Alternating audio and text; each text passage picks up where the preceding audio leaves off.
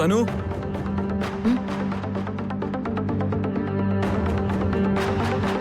എന്താ ശ്രീ? ഞാൻ ഓൾറെഡി ലേറ്റാ. കുളിച്ചിറങ്ങി സ്റ്റുഡിയോയിൽ എത്തേണ്ടതാ എനിക്ക്. അല്ല, കുറച്ചു ദിവസം നിനക്ക് അല്പം കൂടി ഒന്ന് കെയർ എടുത്തൂടെ? വീട്ടിൽ നിന്ന് റെസ്റ്റ് എടുക്കുകയും നേരത്തും കാലത്തും ഭക്ഷണം കഴിക്കേണ്ട സമയമല്ലേ ഇത്? അപ്പൊ എന്റെ കരിയർ, എന്റെ ഇൻകം അതൊക്കെ ഞാൻ വേണ്ടാന്ന് വെക്കണോ? എടി, നീ ചെയ്യുന്ന ഡിസൈനും കാര്യങ്ങളും ഒക്കെ വീട്ടിലിരുന്നായാലും നിനക്ക് ചെയ്യാലോ. പിന്നെ അത്യാവശ്യം വല്ല ഷോയും കോർഡിനേറ്റ് ചെയ്യേണ്ടി വന്നാ അതിന് നിന്റെ ഫ്രണ്ട്സ് ഉണ്ടല്ലോ. ശ്രീ പ്ലീസ്, ശ്രീയുടെ ഓഫീസ് കാര്യങ്ങളിൽ ഞാനിങ്ങനെ ഇടപെടാറില്ലല്ലോ. എന്റെ പ്രൊഫഷണൽ കാര്യങ്ങളെ ഞാനല്ലേ തീരുമാനിക്കേണ്ടത്. എന്തായാലും നീ പ്രഗ്നന്റ് ആയിരിക്കുന്ന സമയത്ത് ഓഫീസിൽ പോയി കുടുംബം നോക്കേണ്ട കാര്യമില്ല സനു. എല്ലാ ദിവസവും ഓവർ ടൈം ചെയ്യേണ്ടി വന്നാലും നമ്മുടെ ഫിനാൻഷ്യൽ കാര്യങ്ങൾ ഞാൻ തന്നെ മാനേജ് ചെയ്തോളാം. ഫിനാൻഷ്യൽ കാര്യങ്ങൾ മാത്രമല്ലല്ലോ നമ്മൾ നോക്കേണ്ടത്. What about my career? മിലാനിലെ ഷോ അടക്കം ഞാൻ ഡ്രോപ്പ് ചെയ്യണമെന്നാണോ? കുഞ്ഞുണ്ടായി കഴിഞ്ഞാലും ആസ് എ ഫാഷൻ ഡിസൈനർ നിനക്ക് നിന്റെ പ്രൊഫഷൻ തുടരാമല്ലോ. സനു, ഐ നോ നിന്റെ ആഗ്രഹങ്ങളും സ്വപ്നങ്ങളും ഒന്നും മനസ്സിലാക്കാതെയല്ല ഞാൻ പറയുന്നത്. പക്ഷെ മിലാനിലെ ഷോ പോയെങ്കിൽ അതിനേക്കാൾ നല്ലൊരു ഷോ വീണ്ടും നിന്നെ തേടി എത്തും. നിന്റെ മുമ്പിൽ ഇതുപോലെ അവസരങ്ങൾ വന്നുകൊണ്ടിരിക്കും സാനിയ. അത്ര എസ്റ്റാബ്ലിഷ്ഡ് ആയ ഒരു പ്രൊഫഷണലാ നീ. ശ്രീ, ദൈവം നമുക്കൊന്ന് സമ്മാനമായി കുഞ്ഞ്. അതിനെ ഇപ്പൊ വേണ്ടെന്ന് വെച്ചാ പിന്നീട് അങ്ങനെ ഒരു ഭാഗ്യം നമ്മളെ തേടി വരത്തില്ല. നീ ഒരു അമ്മയാവാൻ പോകുന്നെന്ന് അറിഞ്ഞപ്പോ നമ്മുടെ രണ്ടുപേരുടെയും വീട്ടുകാരുടെ സന്തോഷം നീ കണ്ടില്ലായിരുന്നോ? ശ്രീ എന്നോട് പറഞ്ഞത് തന്നെ എനിക്ക് തിരിച്ചും പറയാനുള്ളൂ. മിലാനിലെ ഈ ഷോ എനിക്ക് ദൈവം തന്ന അവസരം തന്നെയാണ്. ഇപ്പൊ ഈ അവസരം ഞാൻ വേണ്ടെന്ന് വെച്ചാ വീണ്ടും അങ്ങനെ ഒരു ഭാഗ്യം എന്നെ തേടി വരുമെന്ന് എനിക്കൊരു ഉറപ്പില്ല. നീ ഇപ്പൊ എന്താ പറഞ്ഞു വരുന്നേ? എന്റെ പ്രയോറിറ്റി ഈ കുഞ്ഞല്ല, എന്റെ കരിയർ തന്നെയാ. സനു,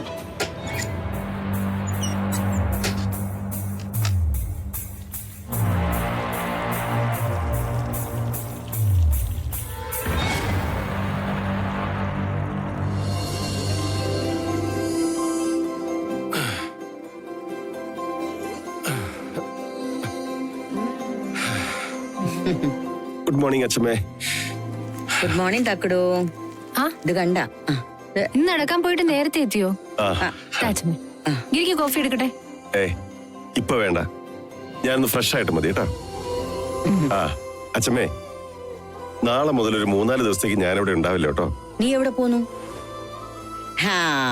രണ്ടുപേരും കൂടി എവിടെയോ ടൂർ പ്ലാൻ ചെയ്തിട്ടുണ്ട്. ടൂർ ഒന്നും അല്ല അച്ഛമ്മേ, ഒരു 3-4 ദിവസത്തെ ബിസിനസ് മീറ്റിംഗാ കോഴിക്കോട് വെച്ച്. 3-4 ദിവസത്തെ പരിപാടി അത് ടൂർ തന്നെ ആക്കി എന്താ കുഴപ്പം? പറഞ്ഞത് മനസ്സിലായില്ലേ?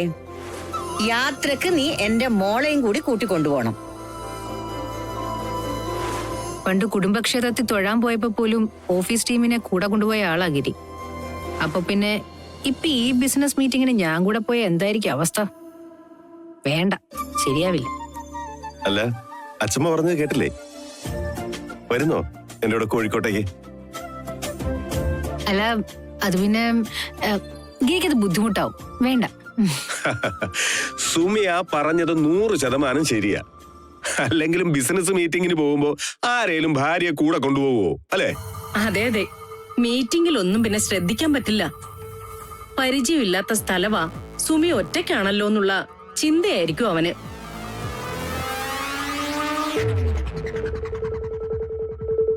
അല്ല, ഞാനൊരു അഭിപ്രായം പറഞ്ഞതേ ഉള്ളൂ. അല്ലേ ചേച്ചി? അല്ല, ഇവർക്ക് വേണ്ടി മാത്രമാണെങ്കിൽ വേറൊരു ടൂർ പ്ലാൻ ചെയ്യാലോ. ഇനി ഗിരിമോന് ഒരു കമ്പനിയാണ് ആവശ്യമെങ്കിൽ ഈ അമ്പി കൂടെ വരും. ബിസിനസ് സംബന്ധമായി എന്തെങ്കിലും സംശയം ഉണ്ടെങ്കിൽ എനിക്ക് പറഞ്ഞു തരാനും പറ്റുമല്ലോ. അച്ഛമ്മേ, ഇപ്രാവശ്യം കോഴിക്കോട്ടെ മീറ്റിങ്ങിന് സുമിയെ കൂടെ കൊണ്ടുപോകാനാണ് എന്റെ ആഗ്രഹം. സുമിക്കൂടെ ഇഷ്ടമാണെങ്കിൽ നമുക്ക് പോവാം. നീ മീറ്റിങ്ങിന് പോകുന്ന സമയത്തൊക്കെ ഇവള് വെറുതെ ഹോട്ടൽ മുറിയിൽ ഇരുന്ന് ബോറടിക്കണ്ടെന്ന് വെച്ച് പറഞ്ഞതാ. ഇനിയിപ്പോ മോന്റെ ഇഷ്ടം അതാണെങ്കിൽ ഞങ്ങൾക്ക് സന്തോഷമേ ഉള്ളൂ. മീറ്റിംഗ് കഴിഞ്ഞിട്ട് സമയമുണ്ടല്ലോ അമ്മേ. പിന്നെ പോരാത്തതിന് കോഴിക്കോട് നഗരത്തിന്റെ തിരക്കുള്ള സായാഹ്നങ്ങളും രാത്രികളും സുമിക്ക് ഒരുപാട് ഇഷ്ടപ്പെടുമെന്ന് എനിക്ക് ഉറപ്പാണ്. സുമിക്ക് എന്റെ കൂടെ വരാൻ വേറെ പ്രശ്നങ്ങളൊന്നുമില്ലല്ലോ. ഇതെന്ത് ചോദ്യാടാ? അവള് വരും. നീ യാത്രക്കുള്ള ഏർപ്പാട് പോയി ചെയ്. ശരി അച്ഛമ്മേ. ഈശ്വരാ, അയ്യോ.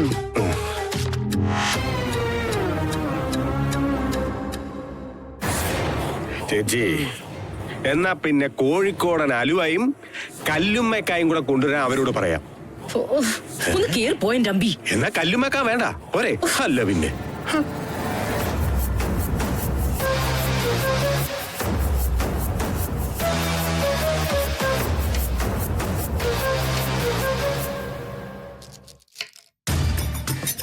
മോളെ, മോളിന്ന് ജോലിക്ക് പോകുന്നുണ്ടോ? അതെന്ത് ചോദ്യം അമ്മേ? ഞാൻ എന്നും പോകുന്നതല്ലേ. അങ്ങനെയായിരുന്നെങ്കിൽ നിനക്ക് ശ്രീയുടെ കൂടെ കാറിൽ പോകാറുന്നല്ലോ. ഇനി ഇപ്പൊ എങ്ങനെയാ പോവാ? ഞാനൊരു ഓട്ടോ വിളിച്ച് പൊയ്ക്കോളാം. ഓട്ടോയിൽ പോകാനോ? അതിന്റെ കുലുക്കം താങ്ങാൻ പറ്റില്ല മോളെ. അങ്ങനെ കുഴപ്പമൊന്നും ഉണ്ടാവില്ല അമ്മേ. അമ്മ വെറുതെ ചിന്തിച്ചു കൂട്ടണ്ട. എനിക്ക് എന്തായാലും പോയേ പറ്റൂ. പക്ഷെ മോളെ, അത് റിസ്കാ.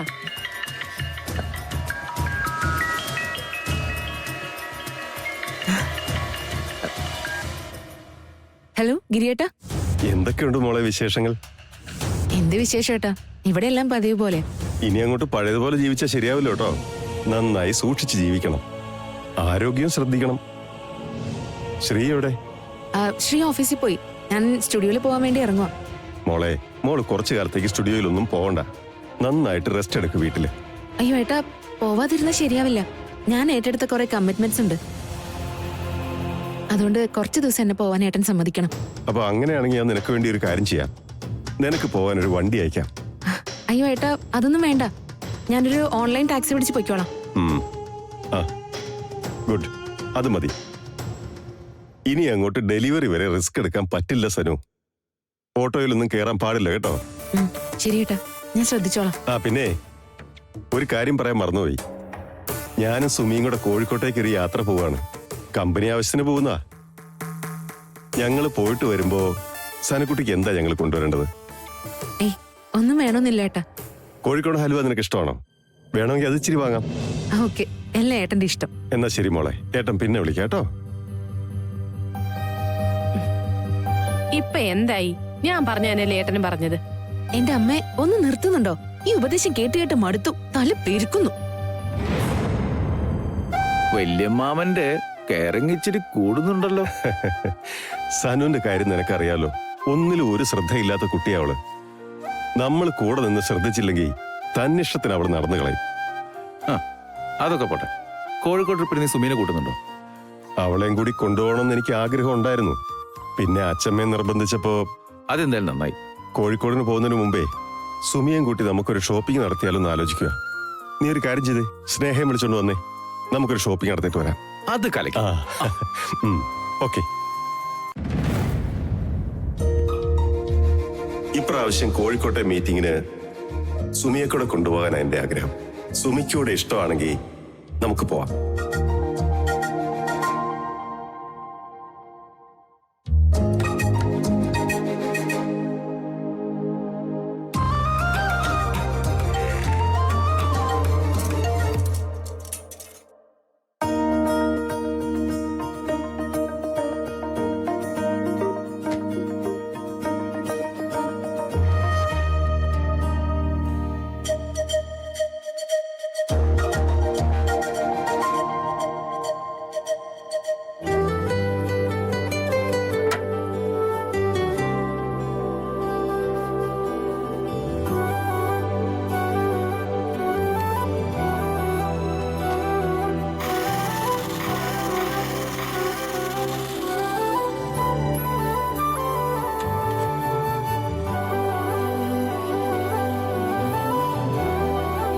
എന്തൊക്കെയോ ഇതിനുള്ളിൽ ഒളിപ്പിച്ചു വെച്ചിരിക്കുകയല്ലേ? ഞാൻ കാണാൻ പാടില്ല എന്ന് വലിയ നിർബന്ധമുള്ള എന്തൊക്കെയോ. പക്ഷെ ഇങ്ങനെ ഒളിച്ചു തന്നെ ഇരുന്നാൽ ഞാൻ എങ്ങനെയാ ഗിരിയെ മനസ്സിലാക്കുക? ഒന്ന് തുറന്നു നോക്കട്ടെ. ചെറുപ്പത്തിലെ ആ വലിയ രഹസ്യങ്ങളൊക്കെ ഞാനും അറിയട്ടെ.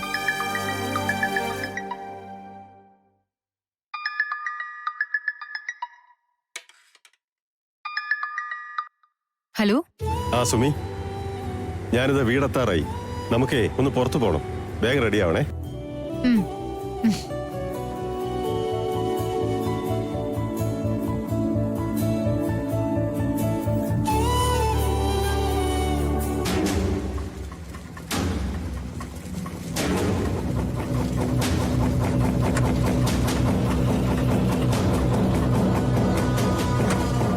ചേട്ടാ ഒരു അരമണിക്കൂർ ഒന്ന് വെയിറ്റ് ചെയ്യണേ.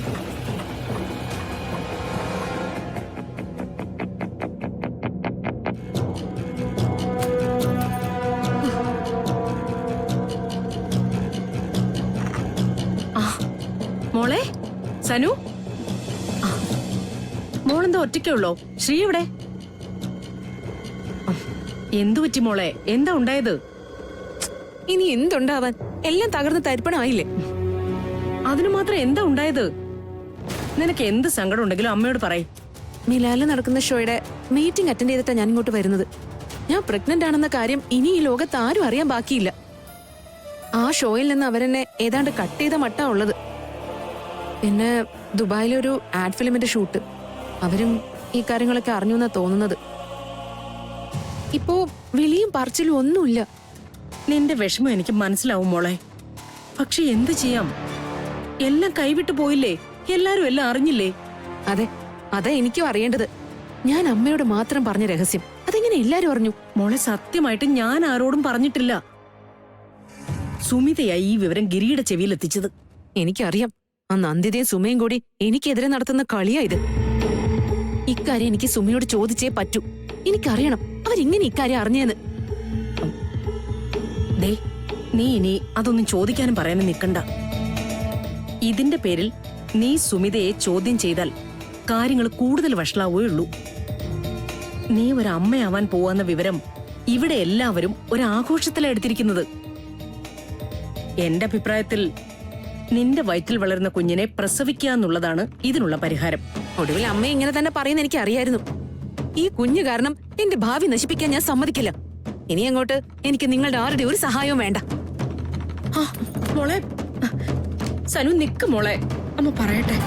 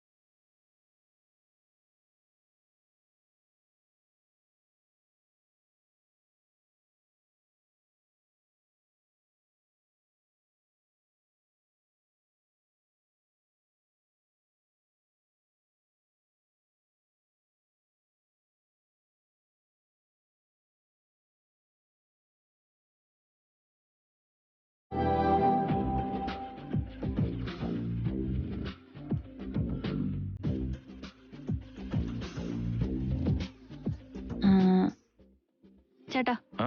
ഇതിന് വലിയ സൈസ് ഉണ്ടാവോ? ഏ? ഇത് ലാർജാ, എനിക്ക് വേണ്ടത് എക്സല്ലാ. അയ്യോ, ഞാനതിന് പുതിയ ആളാണോ? ഛെ, എനിക്ക് തോന്നി. ഞാനിവിടെ പതിവായി ഡ്രസ് എടുക്കാൻ വരാറുള്ള. ചേട്ടൻ ഇതിനു മുമ്പ് കണ്ടിട്ടില്ല. അല്ല, ഞാനേ ഇവിടുത്തെ സ്റ്റാഫല്ല, കസ്റ്റമറാ. അയ്യോ സോറി കേട്ടോ, ഞാൻ ശരിക്കും വിചാരിച്ച ഇവിടുത്തെ സ്റ്റാഫാന്നാ. It's okay.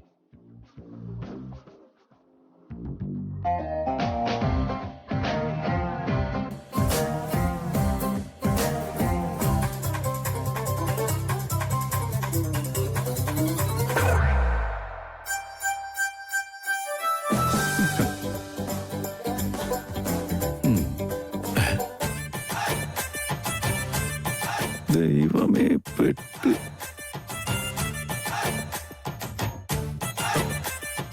ആഹാ അക്കു കൊള്ളാലോ. എന്റെ കണ്ണൊന്ന് തെറ്റിയപ്പോഴേക്കും പെമ്പിള്ളേരുടെ പുറകെ പോവല്ലേ? നാണുണ്ടോ മനുഷ്യൻ നിങ്ങക്ക്? എടി, അത് അല്ലെങ്കിലും കഴിഞ്ഞ കുറെ കാലമായിട്ട് ഞാൻ ശ്രദ്ധിക്കാം, നിങ്ങൾക്ക് എന്നോട് ഇപ്പൊ പഴയ താല്പര്യമൊന്നുമില്ല. എന്റെ സ്നേഹം ഒന്ന് പതുക്കെ. എന്തിന്? എല്ലാരും അറിയട്ടെ എന്റെ ഗതികേട്. എന്റെ പൊന്നെ, ഞാൻ പറയുന്നൊന്ന് കേക്ക്. നീ വെറുതെ ഓരോന്ന് ചിന്തിക്കല്ലേ. ഞാൻ ചിന്തിക്കുന്നില്ല, കൂട്ടുന്നില്ല. ഞാൻ കണ്ടത് ഞാൻ പറഞ്ഞുള്ളൂ. നീ എന്ത് കണ്ടെന്ന്? ഞാനൊരു സ്റ്റാഫാന്ന് തെറ്റിദ്ധരിച്ച് ആ കുട്ടി എന്നോട് സംശയം ചോദിച്ചതാ. ആഹാ, ഇത്രയും നേരം അവൾക്ക് ഒരു സംശയം ഉണ്ടായിരുന്നില്ലല്ലോ. ഞാനൊന്ന് അങ്ങോട്ട് മാറിയപ്പോ മാത്രാണോ അവൾക്ക് സംശയം ഉണ്ടായത്? എന്റെ സ്നേഹം ഒന്ന് നിർത്തുന്നുണ്ടോ? വെറുതെ എന്നെ ദേഷ്യം പിടിപ്പിക്കല്ലേ. ഞാനും അവളെ പോലെ മോഡേൺ ഡ്രസ് ഇടാത്തതാണോ നിങ്ങളുടെ കുഴപ്പം? സാരി മാറ്റിയിട്ട് നാളെ മുതൽ ഞാനും മോഡേൺ ഡ്രസ് ഇടാം. എനിക്കും ഇതൊക്കെ നന്നായിട്ട് ചേരും. എന്താ അവിടെ? എന്താണ് പ്രശ്നം? നിങ്ങളുടെ കൂട്ടുകാരനെ പഴയ സ്വഭാവം വീണ്ടും തുടങ്ങി. പെമ്പിള്ളേരെ കണ്ടാൽ ഉടനെ ഇളക്കും വായിനോട്ടോ. കഴിഞ്ഞ കുറച്ചു കാലം ഇവൾക്ക് ഈ സൂക്കറില്ലായിരുന്നു. എന്ത് സംശയരോഗം. അക്കു, എനിക്ക് ശരിക്കും ദേഷ്യം വരുന്നുണ്ട് കേട്ടോ. നിങ്ങൾ ഇവിടെ വെച്ച് ഇങ്ങനെ ഒച്ച ഉണ്ടാക്കാതെ. ഇവിടെ ആളുകളൊക്കെ ശ്രദ്ധിക്കുമല്ലേ? നാണമുണ്ടോ നിങ്ങൾക്ക് പബ്ലിക് പ്ലേസ് വെച്ച് ഇങ്ങനെ കൊച്ചു പിള്ളേരെ പോലെ വഴക്കുണ്ടാക്കാൻ? അതെ, ഈ ഭാര്യ ഭർത്താക്കന്മാരായ തമ്മിൽ പരസ്പര വിശ്വാസവും സ്നേഹവും ഒക്കെ വേണം. അതാണ് ദാമ്പത്യ ജീവിതത്തിന്റെ അടിത്തറ. ഇങ്ങനെ നിസ്സാര കാര്യങ്ങളുടെ പേരിൽ വഴക്കുണ്ടാക്കിയ എങ്ങനെയാ സ്നേഹ ശരിയാവുന്നത്? വിട്ടുവീഴ്ചകളിലൂടെ മാത്രമേ ജീവിതത്തിൽ നമുക്ക് സമാധാനം നിലനിർത്താൻ പറ്റുള്ളൂ എന്നറിയില്ലേ?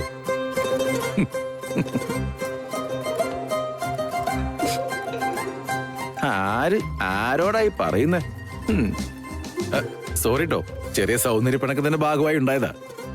Sorry to disturb you all. എന്തായാലും ഇത് കാരണം ജീവിത വീക്ഷണമുള്ള ഒരു പ്രവാചകൻ ജനിച്ചല്ലോ. അത് മതി, എനിക്കത് മതി. എനിക്കും.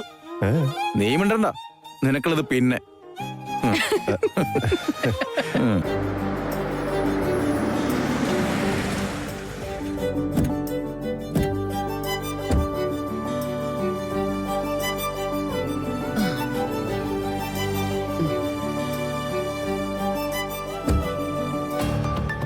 എടാ നവാസേ, എന്താ അമ്മേ?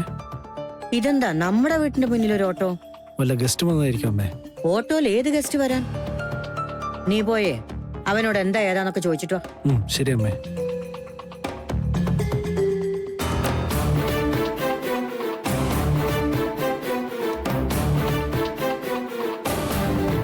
അമ്മേ, അത് സനുമോളൊന്നും ഓട്ടയാ. അരമണിക്കൂർ വെയിറ്റ് ചെയ്യണമെന്ന് പറഞ്ഞ അയാൾ നിൽക്കുക. അവള് ഈ അവസ്ഥയിൽ ഓട്ടോല്ലോ? അതൊന്നും ശരിയാവില്ല. നവാസേ, അയാളുടെ കാശ് എത്രയാന്ന് വെച്ചാ കൊടുത്തു പറഞ്ഞു വിട്ടേക്ക്. ശരി ശരി അമ്മേ. ചേട്ടാ എത്രയായി?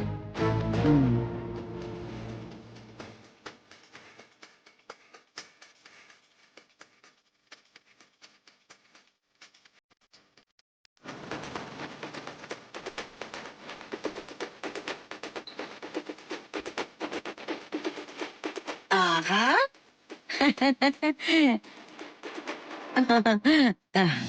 എന്റെ മോളെ.